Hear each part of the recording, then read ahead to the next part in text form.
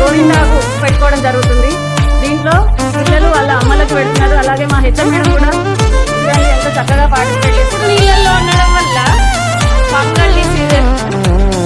And ఈ tradition ఎలా వచ్చింది అన్నప్పుడు పొగలు బయటికి వెళ్ళిపోతే పెనం చల్లబడిపోతుంది. సేమ్ అలానే మన బాడీలో ఉన్న వేడి గోరింటాకు పెట్టుకోవడం వల్ల తగ్గుతుంది, చల్లగా అవుతుంది. ఇంకా ఆషాఢ మాసంలో పొలం పనులు ఎక్కువ ఉంటాయి.